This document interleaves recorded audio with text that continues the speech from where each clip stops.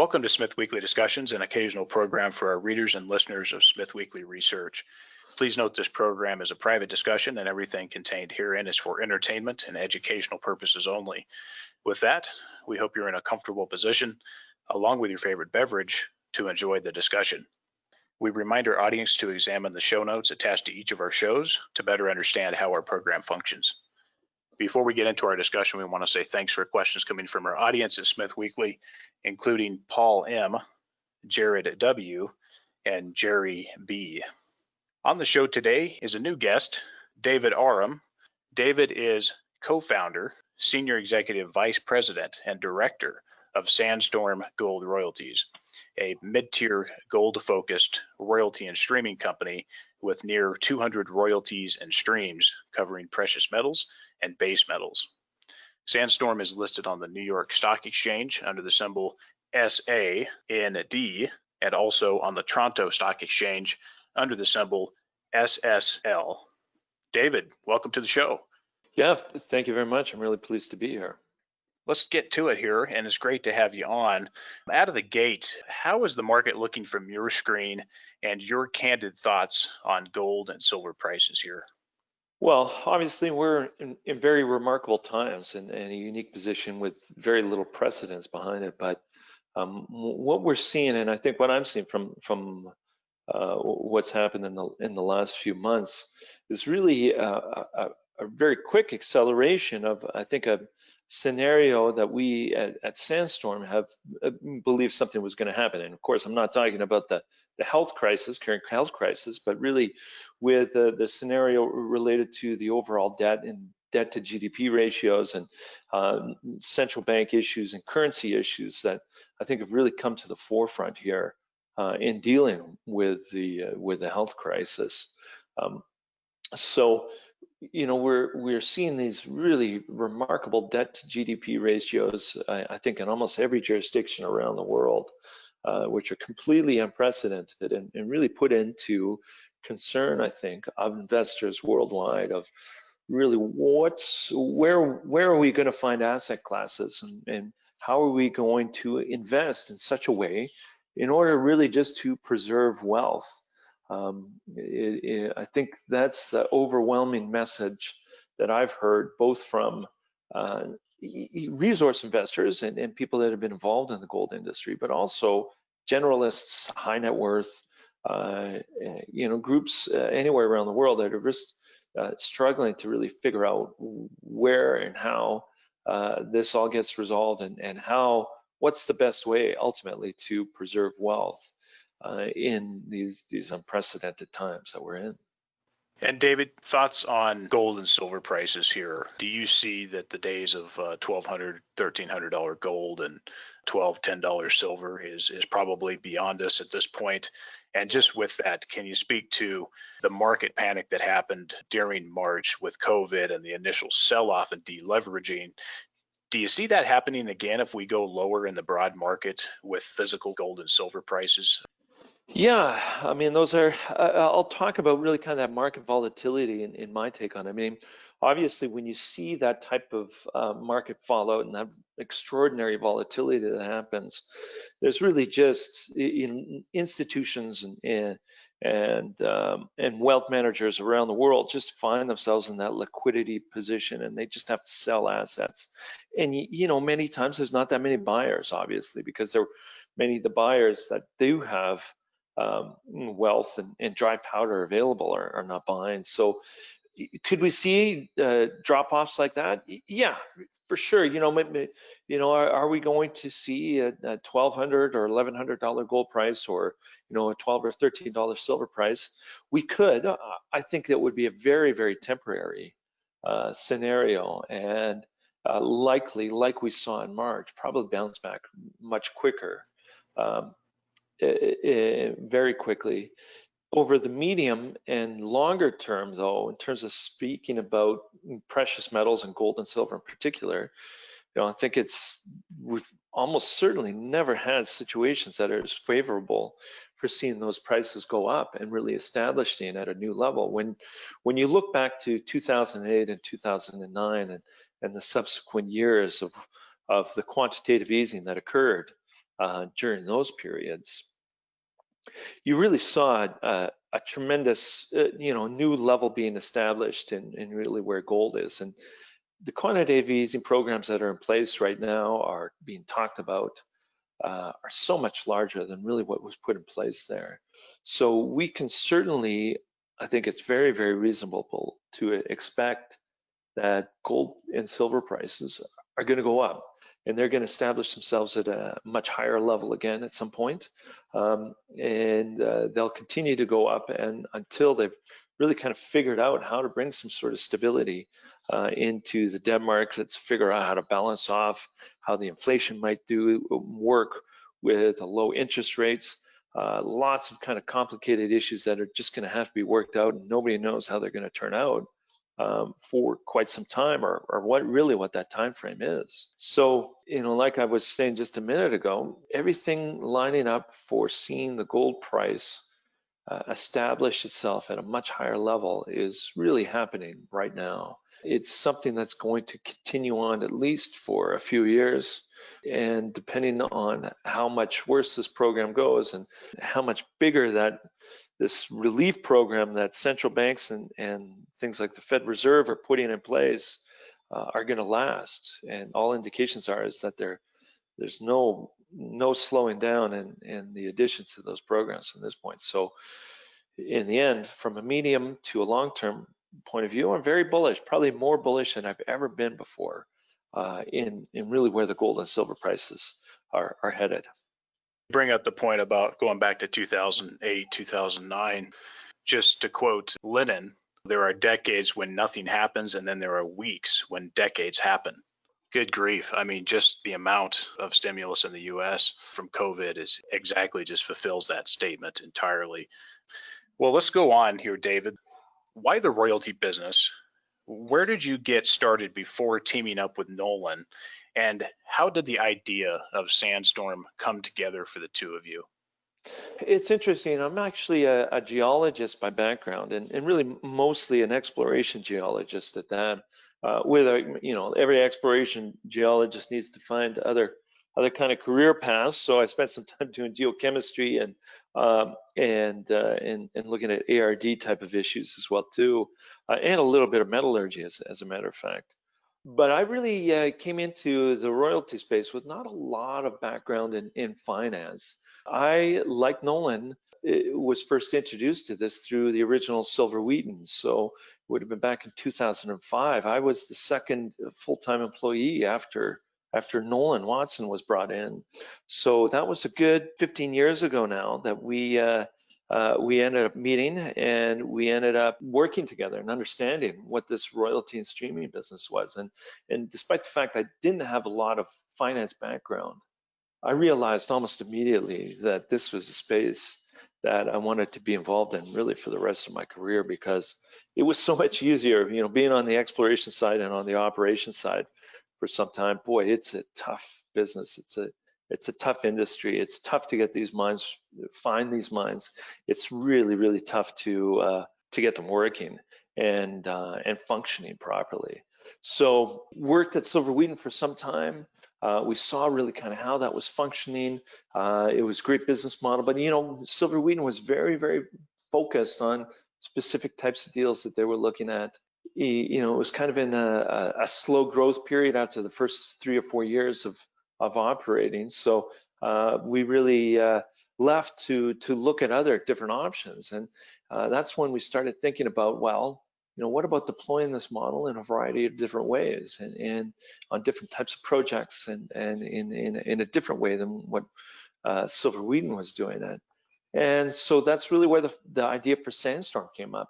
One of the things that we've done in the royalty and streaming business, and now Nolan and I, we've been the head of a company more than anybody, and I believe we've done more streaming and royalty deals than any other management team has.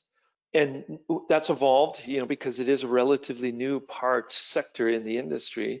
That's evolved over the years, and as a result, we've made changes and we've looked at things differently. But one thing that we've always kept in mind is this idea of the upside and exploration upside, and how that really is the true value. That's really how you create a good stream is by finding these streams and royalties that have that tremendous link to the exploration upside. So, you know, we've changed our targets, we've changed our strategies sometimes, but the one thing that we've kept consistent is this idea of making sure we access projects and assets that have that tremendous link to the exploration upside. So I think ultimately, if you were to boil down what Sandstorm is and what we're trying to do is we're trying to accumulate assets that have that best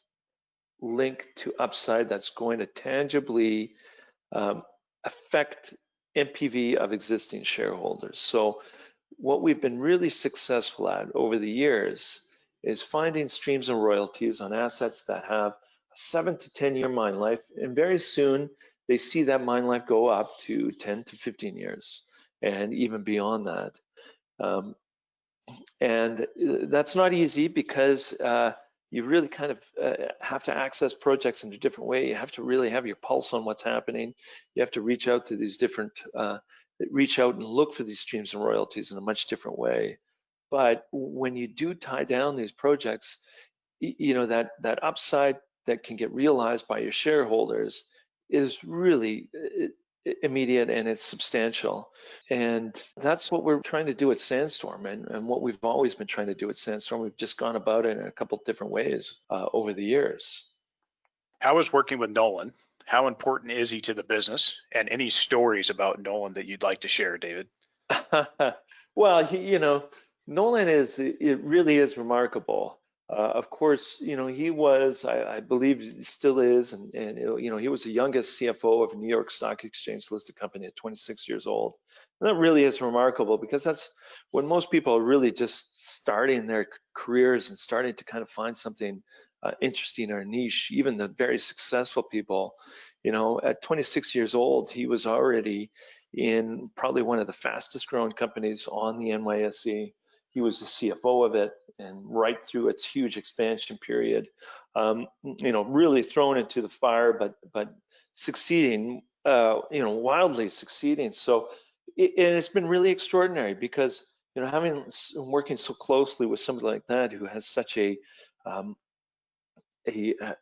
really amazing combination of skill sets, because obviously he's known as his finance, but you know, he really has a great way of understanding structure of a deal, what makes sense, and the valuation, which I guess to a certain degree comes from the finance background and the education in finance, but also really understanding the legal aspects, understanding really how to negotiate a contract effectively while bringing in all different aspects that you want to do it. And of course, he's a very quick learner himself.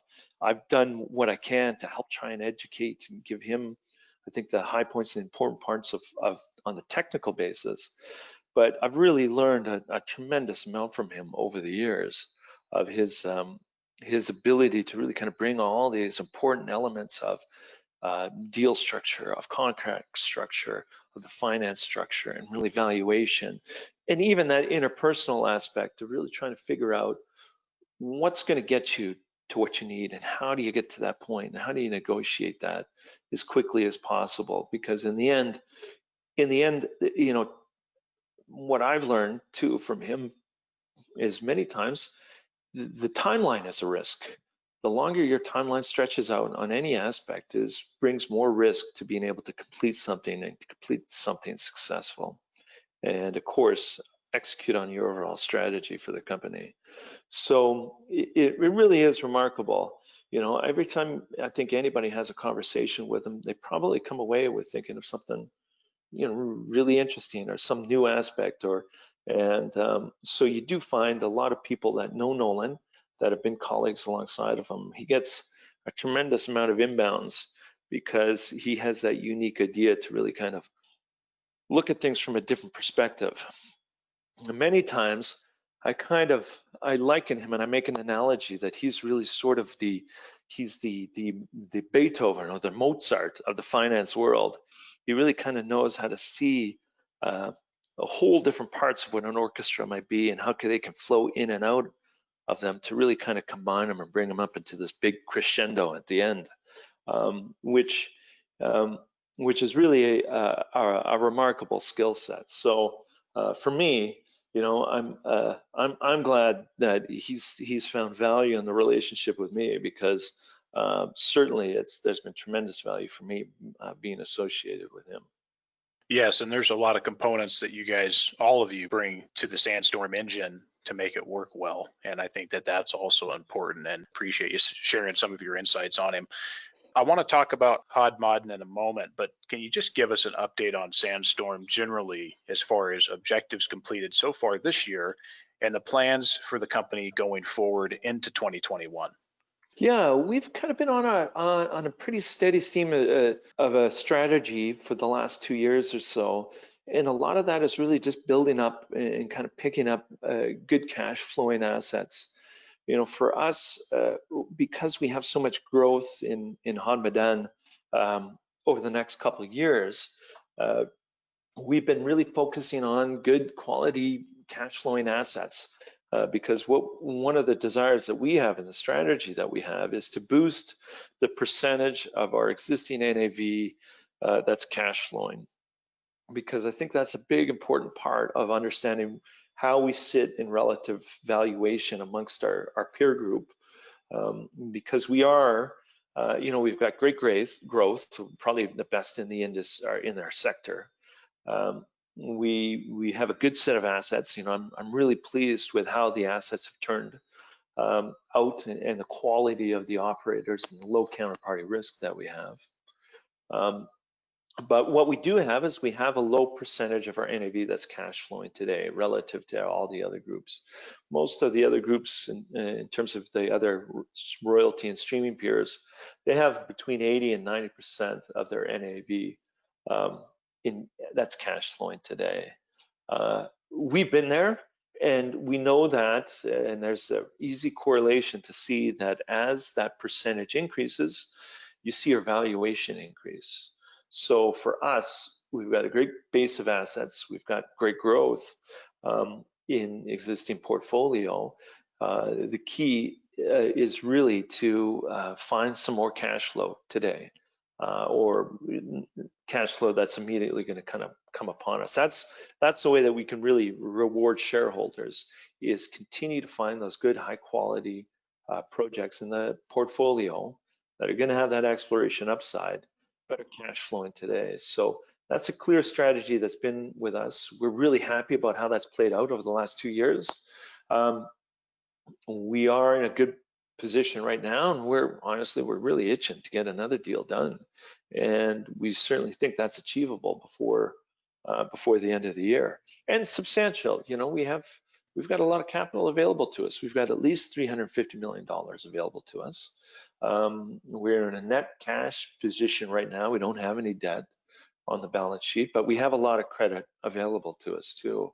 And so relative to our market cap sits really close to around $1.5 billion right now. We have certainly over $350 million available for us by the end of the year to make investments. So that's a significant amount of capital relative to our market capital. So that could, if deployed effectively, can have a real meaningful impact on really some of our, I think, our valuation in the market. And I want to come back to talk about that, some of what you guys are planning to do and what you're looking at in a moment. But I want to talk for a moment about a cornerstone company asset, Hod Maden. Give us an update on the project. Will construction be commencing on time? And speak to the importance of this asset, including further exploration and expansion success, which of course we've seen a little bit of that recently. Yeah, listen, it really is a remarkable asset, this Hod Maden. And we first really learned about this at the end of 2015 and really the start of 2016, as we picked up and purchased a suite of royalties from Teck. So Teck, and it's kind of one of its predecessor companies, Caminco, has had a long activity and period of exploration in Turkey. And so they picked up a bunch of royalties, but on this one particular project that would really just release some pretty remarkable drill holes. So we got involved in that and started seeing this project evolve rather quickly because it was really getting, coming up with some extraordinary data on what they were discovering. And we were really, I think, right place, right time, and saw an opportunity there and really jumped on it as soon as we could.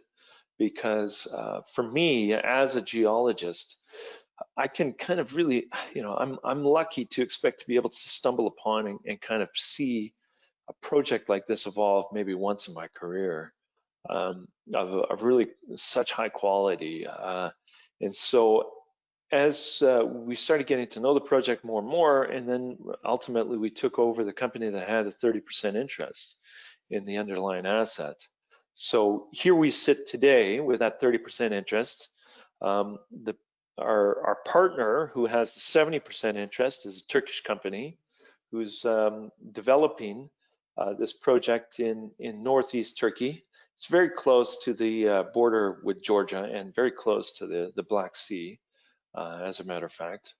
But it's really kind of going through what I think ultimately is the boring part of your development curve, which is really the permitting and the feasibility study. So while this project will likely have great economics, and it has extraordinarily high grades and a nice, very consistent ore body, it's got a lot of ounces associated with it. It's got a lot of copper as well too, even though that's secondary to the gold that they see coming out of it.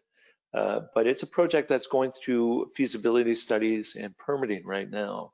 Now they've had a little bit of a delay because they were not quite through the data collection period of the feasibility study, and as a result, they've had to leave the area. Physically leave the area from doing some of the data collection. They are hoping, we haven't got a timeline as to when they can get back on yet to the property to continue that data collection. So that will delay the feasibility, but also the EIA, which is the primary permitting document. So it's had a little delay on that aspect. We're assuming that still we'll get a lot of those things completed, the EIA filed, and the feasibility study done by Q4 of this year, which would be about a 2-quarter setback of it. That's not necessarily the real critical path item. I mean, obviously it's very important, so you will need that before you really start effectively any significant type of construction. But there may be some early works that they can begin by the end of the year, depending on really how the whole system comes together. Turkey is I think a remarkable country. It's had a tremendous amount of growth over the last 15 years.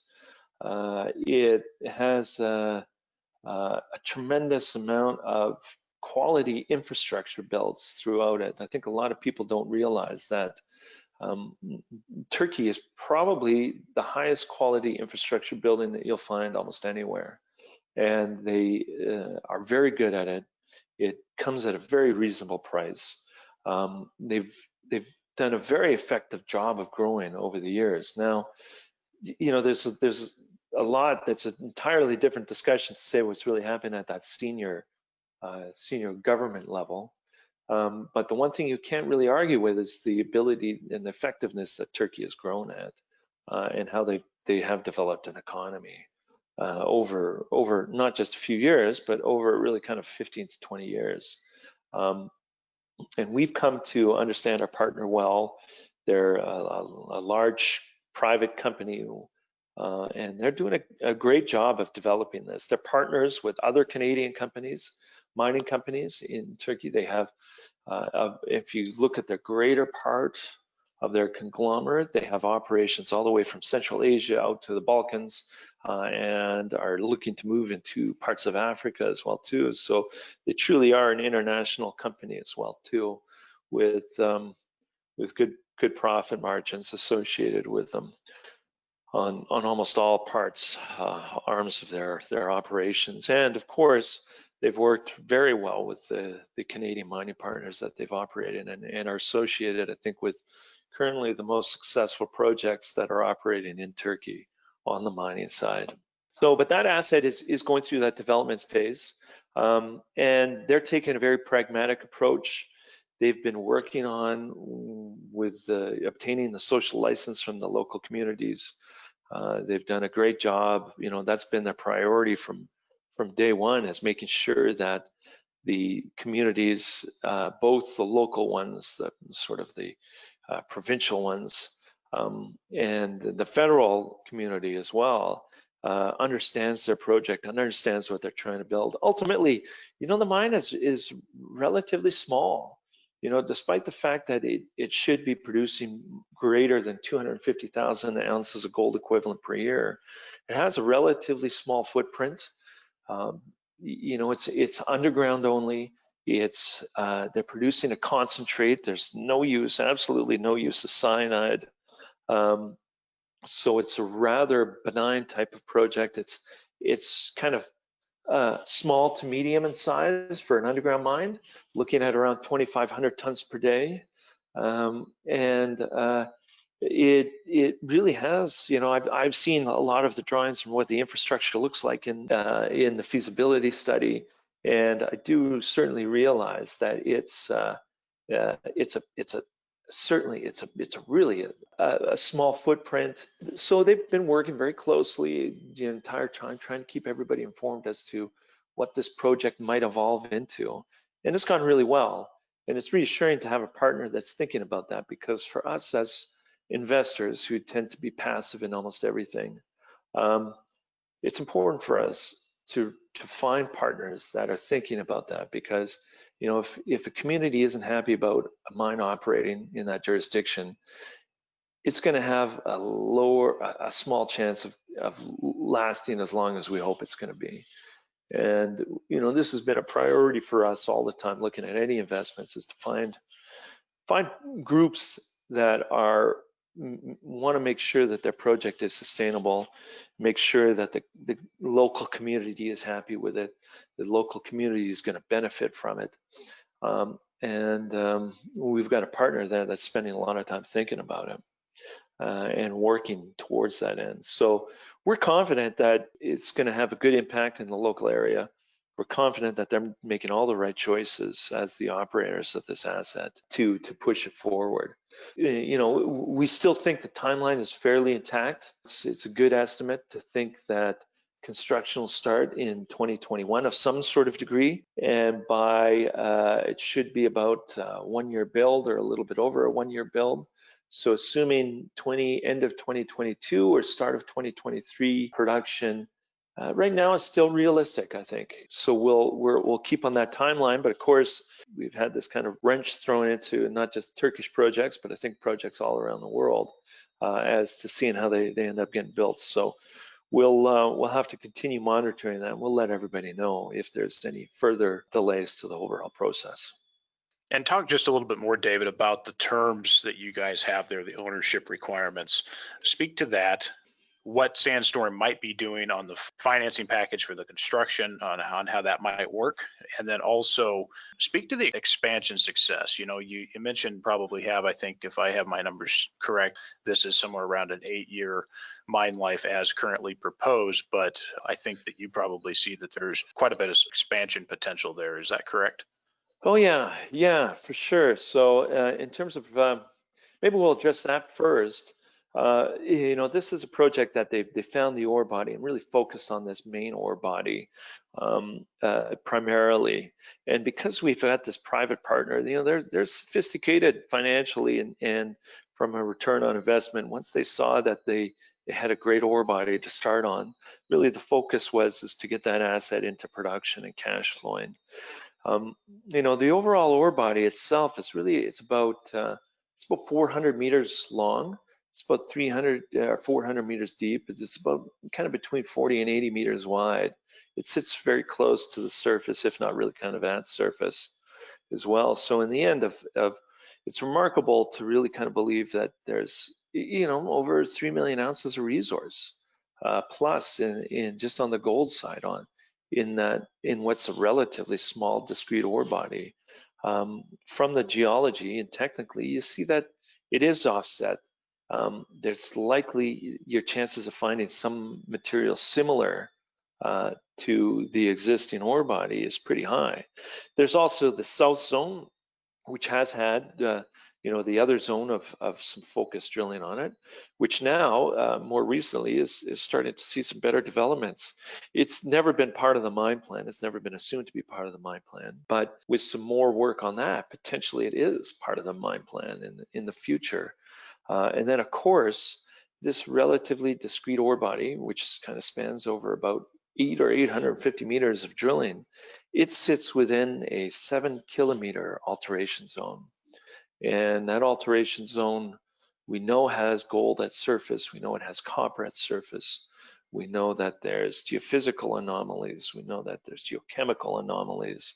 Many of the indicators that pointed to the discovery of the main deposit at Hod Maden, those same indicators exist on multiple targets in a variety of places along this 7-kilometer alteration zone. There's also this old historic Russian mining zone to the south, because of course this was part of Georgia and was part of Russia a little bit over 100 years ago now. And that really has not been investigated as well as it needs to be, or deserves to be at least. So there's a lot of, I think, low-hanging fruit to be examined. The operator, our partner on this, they're very focused on looking at this first and getting this project into operation. But I really see the potential there of finding more material extraordinary. And that's the one thing you have to realize, is that if you do find more of this main ore body, just around a 75-meter extent of strike that you find of this, for every 75 meters, you might find another 1,000,000 ounces of gold equivalent in that. So that's really the extraordinary thing about this, is that if you start getting lucky on the drill bit and you find some offsets of that main ore body, boy, it's your ounces add on really quickly. And in terms of it, from a geologist and looking at this project from an exploration perspective, rarely have I seen a project that clearly was such a large system that deposited this very, very high grade project, and so prolific amounts of kind of gold. Almost all the drill holes, the remarkable things is that whether or not you're out of the deposit, you still get some component of gold, some component of copper, some component of zinc on more the hanging wall side of it. And that's really exciting, because what that tells you is just, it expresses the size and the power of the system that deposited the main deposit. And of course, as most people know, is that your best place to find more of this high grade material and more mines is right beside where you're finding the existing high grade material. So that gets us really excited. There'll be exploration that kind of happens a little piecemeal, but I think the focus for our partner is to get the project well into construction, if not operating, before they really start spending some time and effort on that further discovery and exploration. And that's what gets us really excited, is that there's a lot, probably a lot. There's a lot to be chased after, and there's certainly a lot that deserves some exploration attention in the future on the Hod Maden project. Now, in terms of really kind of where our ownership sits, it is, I think, an unusual piece to own for a royalty and streaming company. But I think it's one of those things where we had an opportunity to obtain this piece, and it wasn't going to last. There was a small window open for us to be able to obtain this. And we knew it was going to look a little bit differently, but honestly, you got to do that. If you see those opportunities and you realize that these opportunities are only going to pop up once in a while, if we hadn't chased after this, and if we hadn't purchased this 30% interest in it, honestly, I probably would have spent countless sleepless nights over the rest of my career thinking, boy, what a mistake it was not to chase after this when you had the opportunity. And I'm certainly really glad that we did. And the way it works is we have a 30% interest of this Turkish entity. Our partner, Lydia Maden owns a 70% interest. There's a really good agreement, ownership agreement within this, which establishes that as the project goes into production, they make all the decisions, they figure out how to finance it. Once it starts producing and dividending out the profits, there's a really defined formula as to how the dividends get paid out, which means, the way we look at it and the way I kind of look at it is that, okay, well, once we actually, because it's so high grade and the costs are so low on this project, once you get the initial capital paid back on the asset, in the end, it really looks a lot like a typical stream would look like, especially if you assume the copper pays for a lot of the costs. If you assume the copper is going to pay for the bulk of your costs and your capital, that really means that based on the pre-feasibility study, that means that your ongoing cost per ounce is of gold produced is about $100 to $150, including the cash flow of it. So, sorry, my son just jumped in on the conversation here. I guess that's the problems with working at home. Even closed doors don't really do you a whole lot of good. He was amazed by that cost you just mentioned. Yeah. So anyhow, it really is as an ongoing cost, about $100 per ounce. And if the project is producing between 170,000 ounces and 200,000 ounces of gold per year, it's a 1-year payback on this project, potentially even a little bit less. So, you're seeing 30% of that gold would go to us for about $100 per ounce as an ongoing cost. So it really is, what makes it special is just the economics are so special on the asset. And the way we look at financing it, what Lydia has talked about as a partner, they I think the overall capex build is approximately 300 million.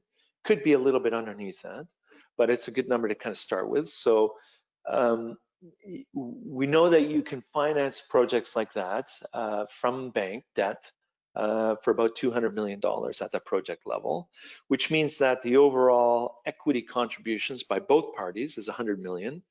And with our 30%, ours would be approximately $30 million or so. And that's really kind of right from PFS going all the way forward to full production on the assets. So, what we're kind of assuming at this point is that our further outlay of capital outlay is probably going to be around $30 million total. There will be debt at the asset level, and that asset will pay back that debt. And well, at today's commodity prices, honestly, it pays back about 9 months or so. It really has those types of economics where we could start seeing 30% of that gold production at $100 to $150 per ounce about 9 months into the production of the asset, and then start reaping the benefits of the exploration that they put on top of it. So it really is. It's a special project, and it's something that I'm really looking forward to seeing it progress and seeing it get into operations, and ultimately seeing the exploration, additional exploration that's going to happen at the project. Yes, and you guys made a good choice on the partner's relationship in Turkey with the government, with the social aspects, community aspects, etc. So I think that was a good election on how that's been arranged and why you guys got involved. I think that probably weighed into your thought process on that. Speak to just a moment how you guys are going to take your portion of that. Are you guys purely dealing with receiving dollars in that respect on that project when we get going? Will you guys be taking gold out of that? How's that going to work as far as what you guys are going to take out of that? Well, right now, the way it's structured is the typical thing would be divvying out proceeds of the sales. So the entity in Turkey itself would sell what's going to be a concentrate, really, and so that concentrate gets shipped off to, where it might go around the world, or even potentially in Turkey. But there's no problem really kind of dividending capital out of there and results out of there. Now, there's always the idea of being able to restructure this in different ways, and that's something that we've been spending some time thinking about. Which may result in actually obtaining the physical from it. Buybacks, dividends, park the cash in gold. David, speak to where and how the strategies will be employed with excess cash at this point in the cycle. Does it make sense to park some of that cash in physical gold savings for purposes of currency risk, as we've recently seen with some of the dilution that's occurred as a result of COVID, and for those future opportunistic events that we know will eventually come again in the natural resource sector? Really, we spend a lot of time thinking about capital allocation and that sort of thing. And actually, even coincidentally, just in terms of really kind of post Q1, we have held back some of our sales, which is really the first time we've ever done that, of some of the physical product that we end up getting delivered on some of our streams and royalties. But right now, we think probably the best capital allocation for a period, of course, we were doing a share buyback, which we think made a lot of sense, and I think it has paid off well for shareholders. Right now, I think the right capital allocation is really buying more deals, buying more precious metals streams, and deploying capital that way most effectively over the next year at least. At that point, once we've deployed, and like I said, we have, I think, before the end of the year, at least $350 million available to us through cash flow and credit lines available to us. We would like to deploy that into effectively gold in the ground, which I think really kind of points to that idea of really kind of holding back. For us, that's probably, I think, the best way to allocate capital.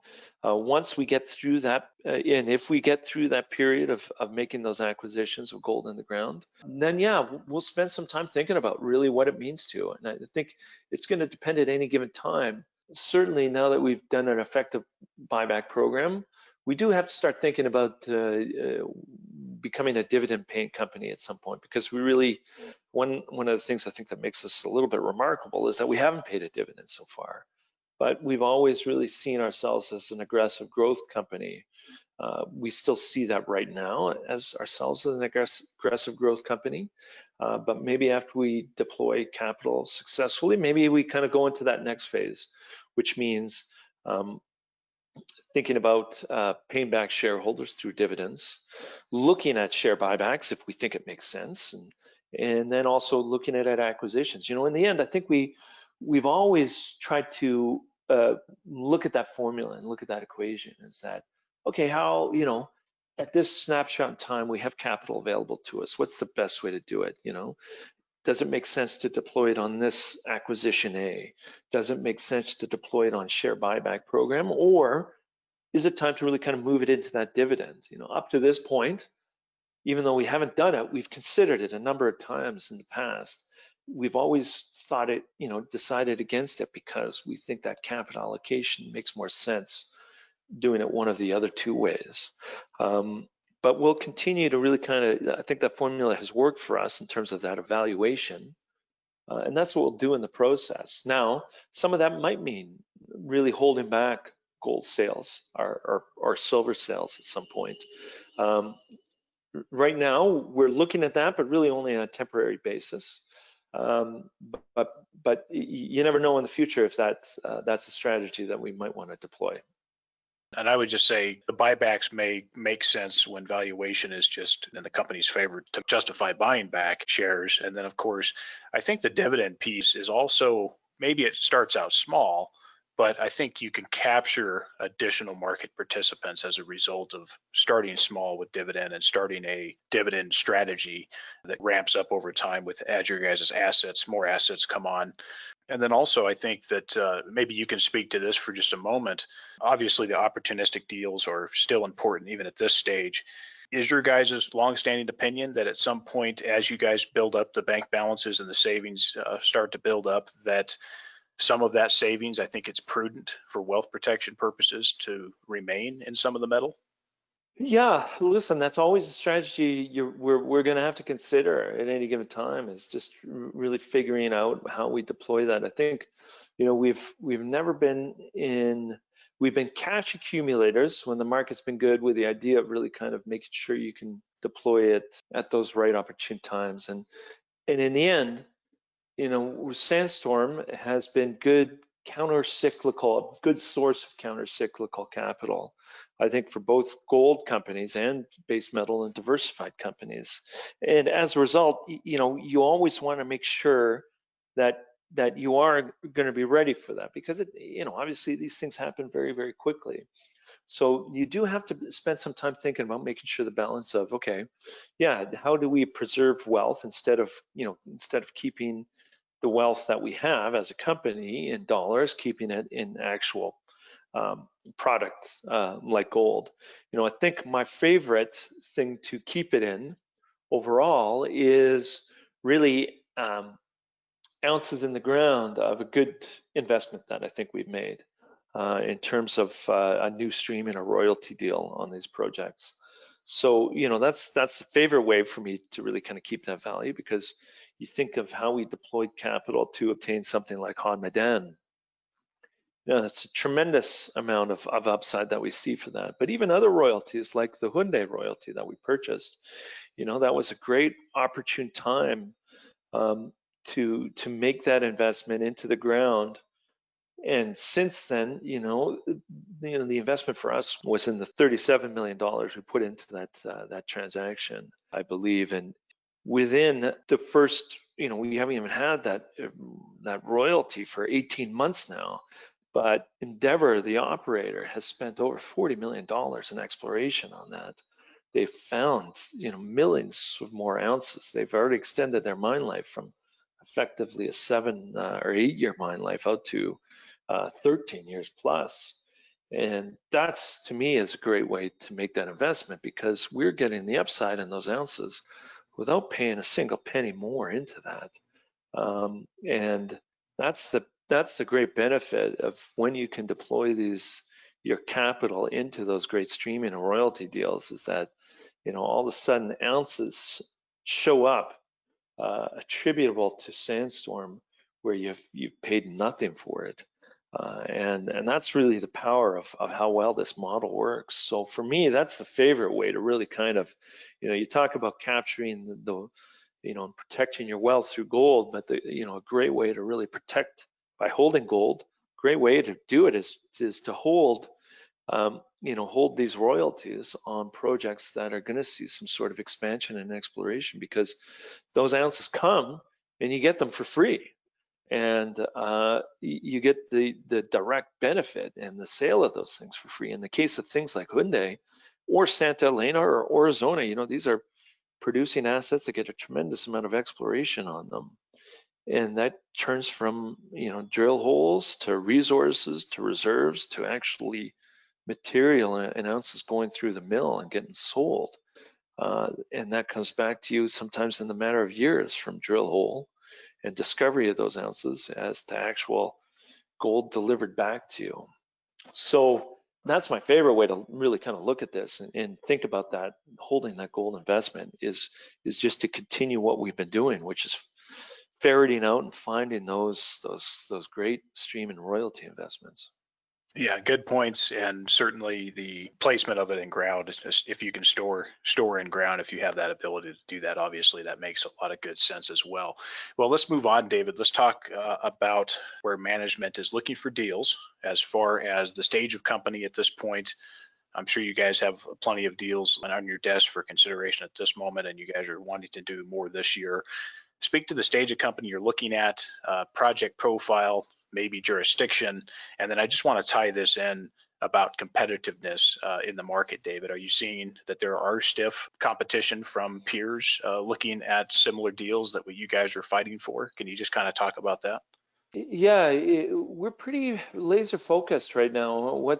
I think what people have seen is the gold space has gotten quite frothy. For the first time effectively since 2012, we've seen capital flowing into the gold space on a variety of different levels, on the producer level and even some developers in that exploration companies, which is the first time we've seen that in a long time.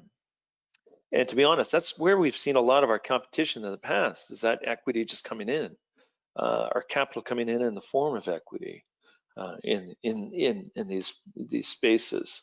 That being said, there's plenty of still gold developers that are looking to put together financing packages. There's not a lot of debt available or debt products available, especially to the single asset developers that are out there. So that's an aspect for us. And although we see more equity coming in, we still might be able to find some deals, and we are looking at deals that are in that space. However, the real opportunity, I think, is at the base metal and diversified sides. We've seen the price of base metals really drop out and get really negatively affected, even prior to COVID, but certainly by COVID, we've seen it drop more. And the prices of industrial metals and base metals, the pricing of them is firmly in the camp of the speculators as opposed to the fundamentals in terms of supply and demand. You look at things like copper. Certainly there's a very strong case to be made that the demand for copper is going to far outstrip the supply. However, it's being priced on the basis that there's an upcoming worldwide recession. And despite the fact that probably demand is still going to outstrip supply, speculators are really pushing the price of that down. And that's been difficult on those base metal producers and those diversified producers as well too, is this presumption that there's a long drawn out recession ahead of the world effectively. Which means that we're starting to see again balance sheet pressures on those, the whole range of companies, all the way from the small base metal producers up to the largest diversified companies, seeing that really that pressure ramping up on it. And so, to be honest, I think that's where our eyes have been diverted to, and probably the rest of the streaming capital that's out there is really looking to help remedying some of these producers, which honestly puts you in those best positions. It's like 2015 all over again, where the same sort of thing. We saw a number of large diversified companies struggling to figure out where they were going to get additional capital that they need from. And as a result, a lot of really great streaming deals were created on world-class assets that you were getting precious metal streams that were byproduct from these large base metal producing mines.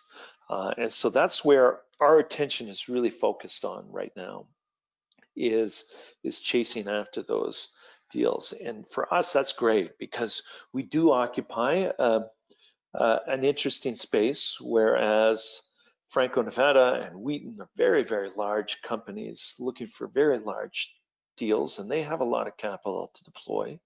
We're kind of in that space where those anywhere from $50 to $300 million size streaming deals, not terribly interesting to those larger groups, but very meaningful to us and can have a big impact on really what our growth looks like in the future.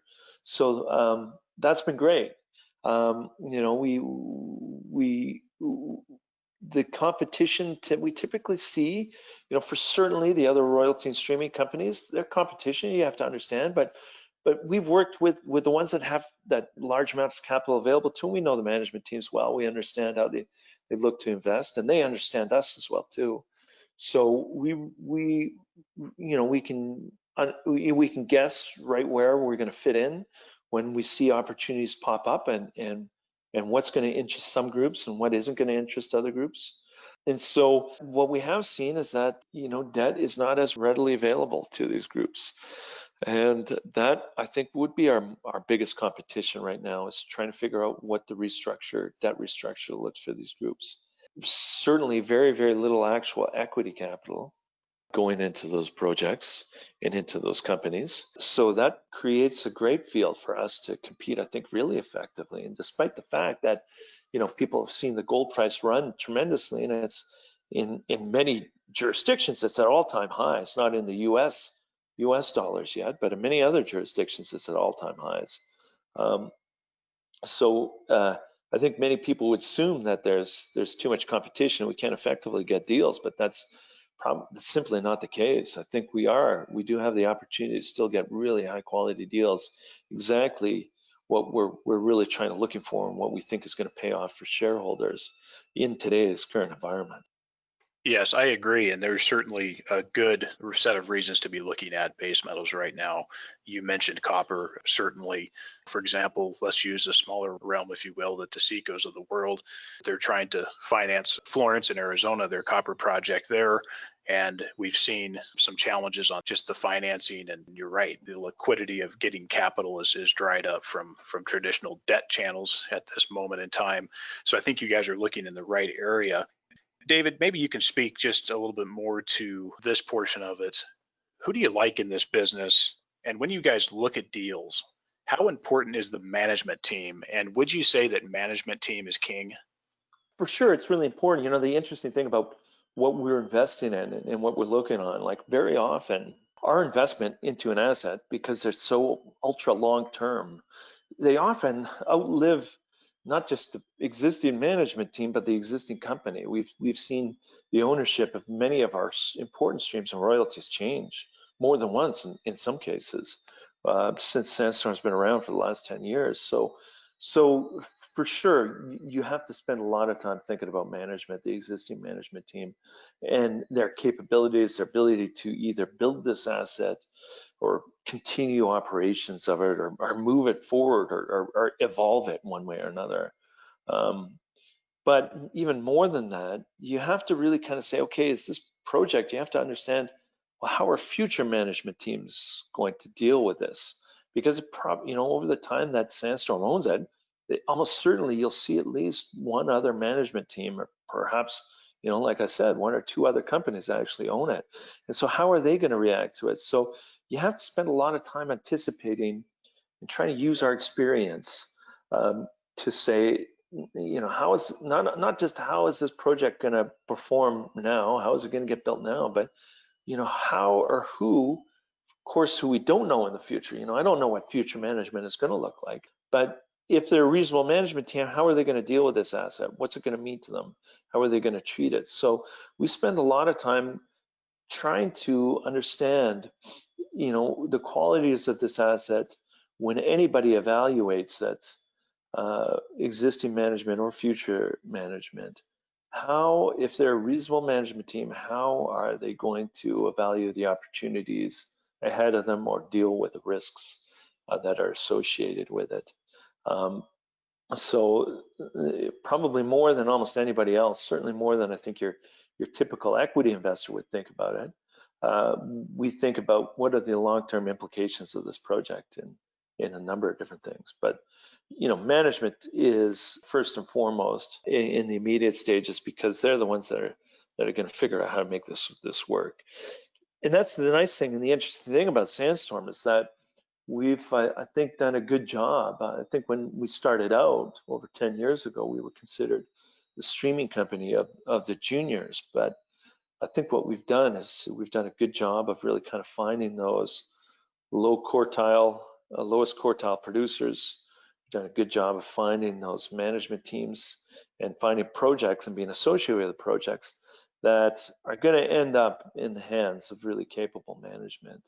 And where we sit today now is that we're seeing close to 90% of our current production comes from companies that are either mid-tiers or seniors.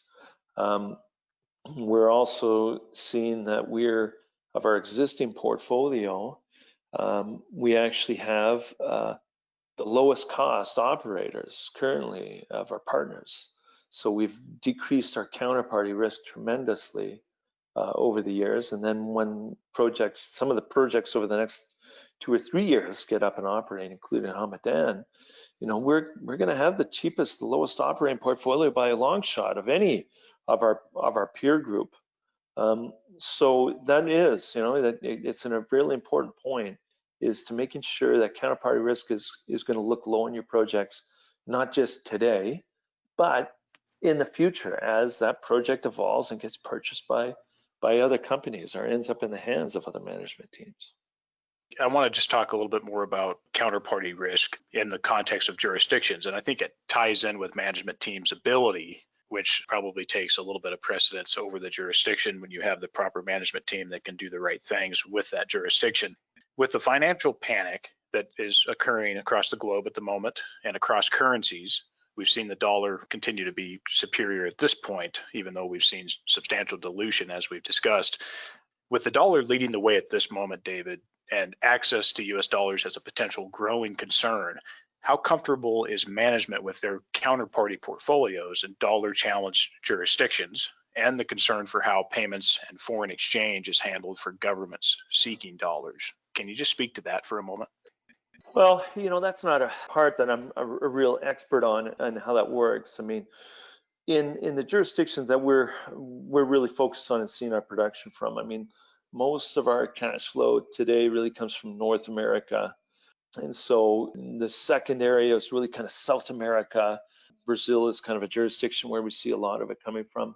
The concern I think is less, and as when you talk about U.S. dollar swaps and really how these companies in these assets perform in these different jurisdictions, and as we kind of see the COVID effects on the economies, various different economies around the world, to be honest, the way I see the biggest shock to are the economies that I expect to be shocked the worst and by the fallouts of COVID are things like Canada, the US, and Europe. Because those are the jurisdictions that are kind of going from these low single digits unemployment rates up to 15% and above unemployment rates. Whereas some of these other jurisdictions, some South American ones, and even something, take something like Turkey, for instance. Turkey is a jurisdiction that over the last 10 years, it's had an average unemployment rate of around 13% or so. Well, the current forecast is that the worst it's going to get through COVID, post-COVID and post-COVID economy is 17%. So that kind of shock to the unemployment rate clearly is not going to be as high as it might be in Canada, going from a 3 or 4% unemployment rate to a 15% unemployment rate. So when you start talking about these sorts of U.S. dollar denominated debt and these sorts of things, some of these jurisdictions potentially have the ability to, relative to the U.S. dollar, kind of compete relatively well and probably keep that debt in at least no worse standing than I think the A-class jurisdictions you would call of the world, like Canada and the U.S. and perhaps even China can be grouped into that as well too. You make some good points about the unemployment rates. You're absolutely right. I think that the fallout effects in places like the United States, Canada are certainly appear to be much more profound than some of these other jurisdictions. That is absolutely correct. Well, David, let's move on here. Just wrapping up with a few more questions, and I appreciate the amount of detail and the discussion. There's a lot here, and we only seem to talk about once a year or so. So SmithWeekly Research has two royalty companies, Sandstorm and Mavericks Metals. Speak to the competitor companies out there trying to match the Wheaton, the Royals, the Francos of the world. Why is Sandstorm superior to both the larger and also the smaller companies in the space? It really has to do with the overall portfolio and how we've accumulated assets over the years. So when you take a look at the larger group of companies and the larger peer group, we've got a great growth profile. Compared to them, ours is superior. We're seeing over 100% production and gold equivalent ounces increase between now and 2023, which nobody else is even close within our peer group relative to that. But we've got still a good diversification from a lot of different assets, and we're trading at that lower valuation. And like I explained towards the start of our interview, big part of that is really just because so much of our growth is actually there, and our lower percentage of our NAV is cash flow. So even just over time, if we were just to sit on our hands as a management team, not do anything, we'll see that valuation increase because we're not going to be trading at 9 times EV to EBITDA by 2023 when Hod Maden gets up and going. We're going to have a better valuation than that. So even if we just did nothing, it would go up. But in the meantime, if we continue to be able to do the deals that we've done in the past, will increase that valuation. So it really makes, I think, a lot of sense amongst that. And then in terms of really kind of the smaller companies, what we've put in place is we've got this great assemblage. Your risk reward ratio is good, and that optionality really is still there. When you take a look at a rising commodity price environment, especially on the gold side, what I think we're very clever at doing, and we're successful at doing during the periods of, call it 2012 all the way up to 2018, was accumulating these royalties, because optionality at that time in our industry uh, was worth nothing. And we went out and accumulated big packages of royalties.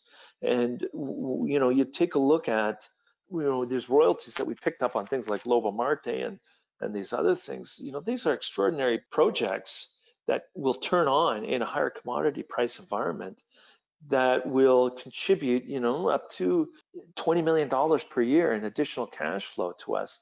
And that's meaningful. One of the things that we like to show people is that in 2023, what do we look like instead of a $1,600 gold price? What do we look like in a $2,000 gold price?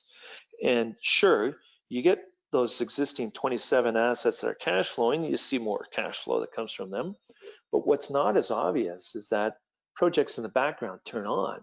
And without us having to contribute any additional capital, we're seeing cash flow from those projects, and a lot of cash flow. Some of these might cash flow $9 million plus per year for us without us having to put anything into us. And for us, that's really that's the type of optionality and things that you expect to get from those super levered, high cost gold companies.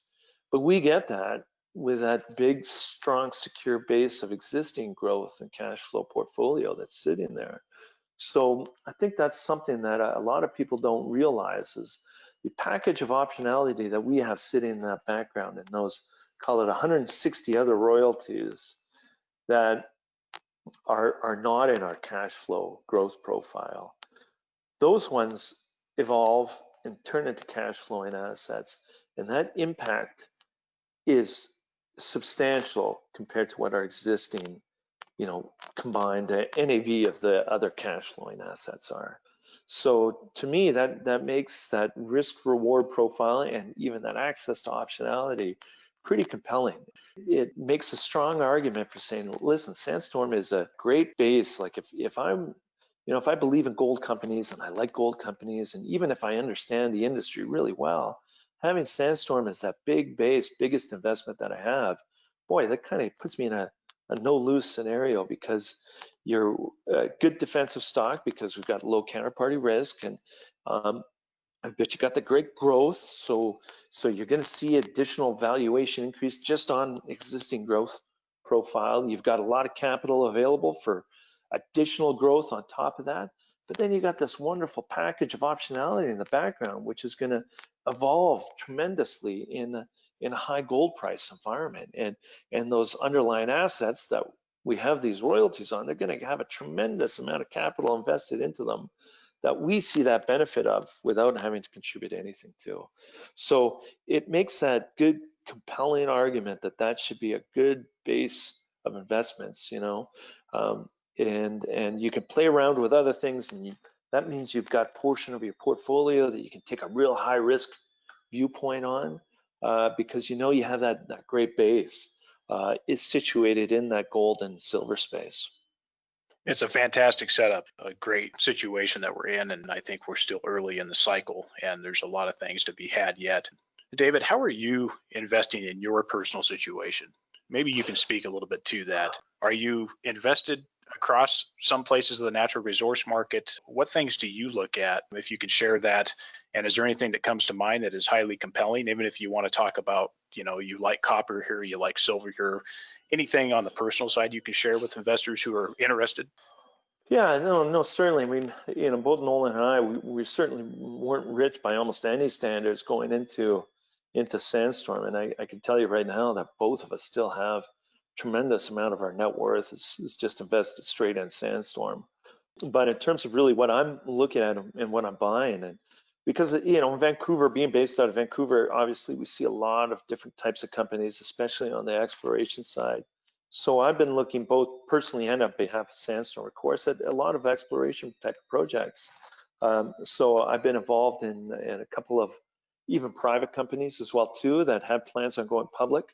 With I think for me, my investments, I really, even if it's especially on my personal side, but of course on behalf of Sandstorm, the management is really important, and understanding management teams and their ability to really kind of move projects forward, both successfully and ethically, and doing just good business in general. So I'm invested in a lot of exploration companies, a reasonable amount, maybe not a lot, but a reasonable amount.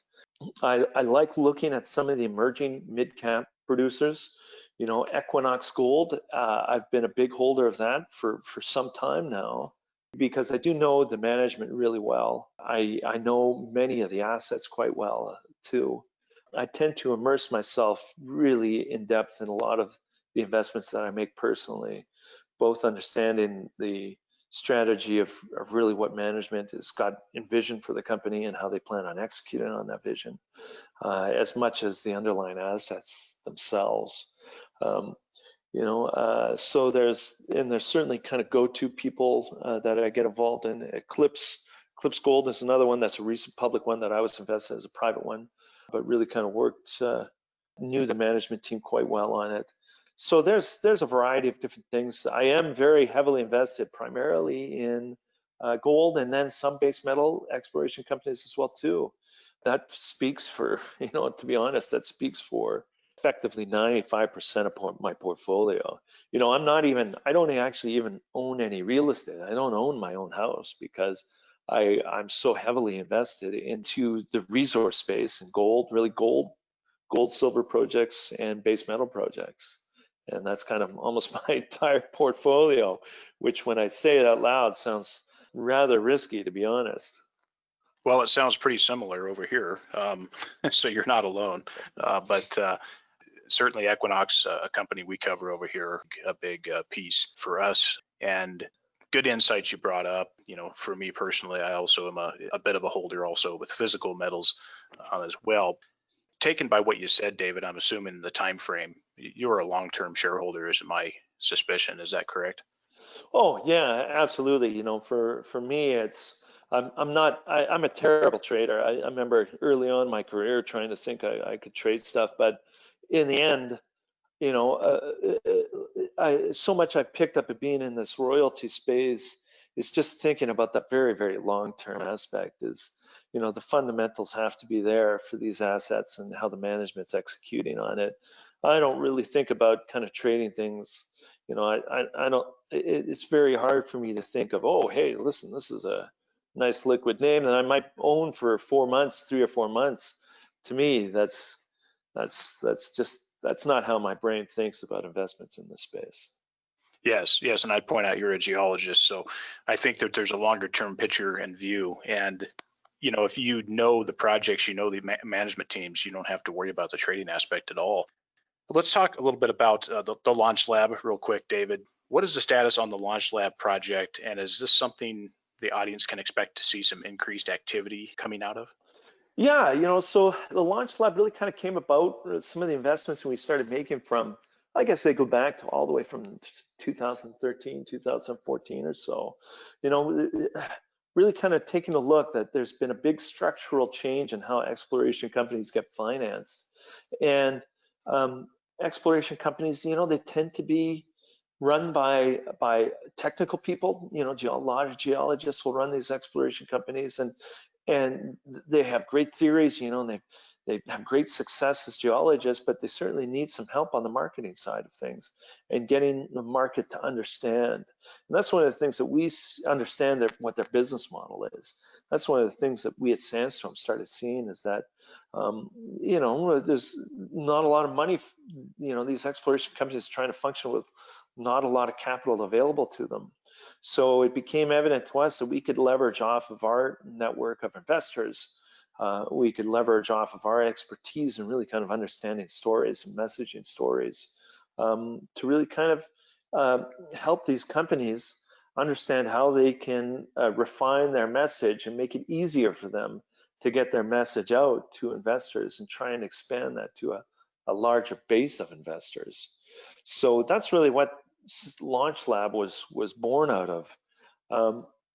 So we're really excited. We're seeing it expand on a regular basis. We're seeing it work in a lot of different variations.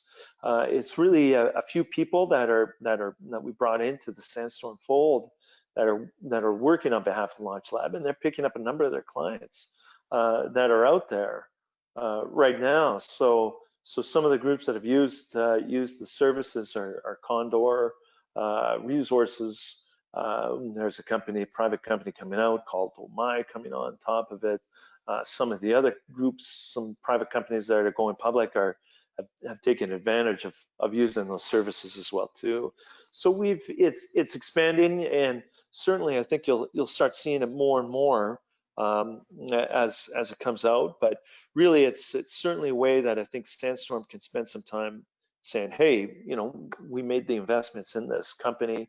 This is why we made the investment in these companies. This is, and maybe you as other individual retail investors or institutional investors, maybe you want to take a look at it for some of those same reasons as well too. So it's been good, and I think it's a productive, and I'm glad we've got this up and operating, because it certainly has been a value add for some of the groups that we've made investments in ourselves. And the audience, can they still go and sign up to receive information on what you guys are doing on that? Yeah, for sure. So they can find it through the Sandstorm website, but they can also look up the Launch Lab as well too, and sign up for information and try to be part of that. There's a bunch of people in that group that are working to really kind of refine and get the right people on that list. And talk just briefly about long-term strategy for Sandstorm and yourself, David. Are you and Nolan looking to stay on for decades to come, or is Sandstorm open to takeover transactions? Well, listen, I mean, I think it's all depends on the context of it. I mean, we love doing the royalty and streaming business. We think it's a great winner, and I want to do this all the time. Of course, it all about making sure in the end, shareholders getting the right valuation and doing the right thing for shareholders. So my vision right now is that we've got a long way to go with Sandstorm, and not interested in takeovers or being taken over at this time, because there's a lot of good growth and meaningful growth to shareholders that we think will really pay off for them. But it's all determined by really what happens in the market and how things evolve. So I certainly can never say never to being a takeover target. It's all going to be dependent on what we think we can deliver as management team and what other offers might be out there. I would more lean to the idea that I think that opportunity for us to be taking over companies is there. We've taken over a number of other royalty companies in the past. And if the right valuation happens in the right time and it works out well and it makes sense, we'll do that in the future again too. But it always comes to, the snapshot of time. It's like, what's happening at the time? What's the vision? Where do we think we can deliver that maximum shareholder value? At one point in the future, that may be takeover, maybe being taken over by one of the other companies. I certainly don't see that right now. But as responsible management, you certainly can't rule that out. Yes, and you guys are in a great position, whichever way you decide to go from here down that path. David, for potential investors who are listening, or even those looking to increase exposure to the Sandstorm brand, why should they consider Sandstorm at today's prices? Is it a rounding error, near still the bottom? What would you say to them?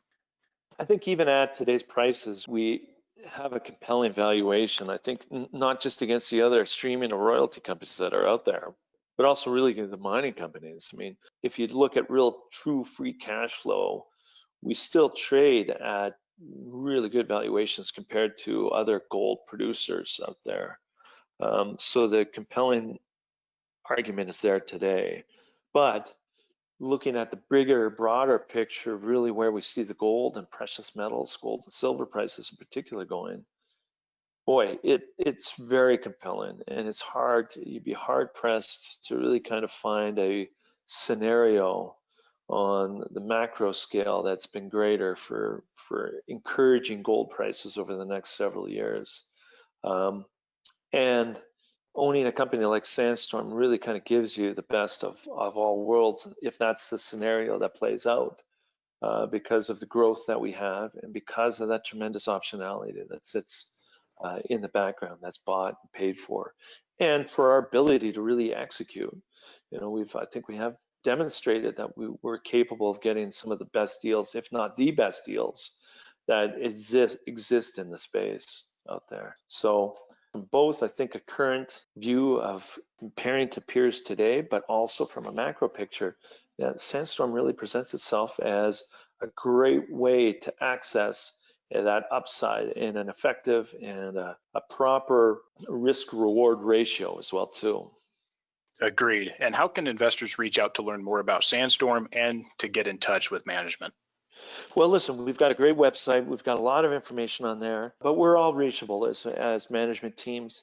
If you go through the website and contact investor relations, in the end, we're a small company by employees.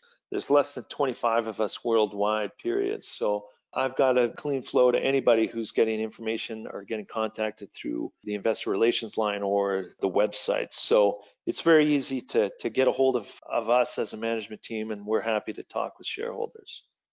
Well, David, it's been a pleasure. Thanks for the update on Sandstorm and continuing success to the team, and stay well.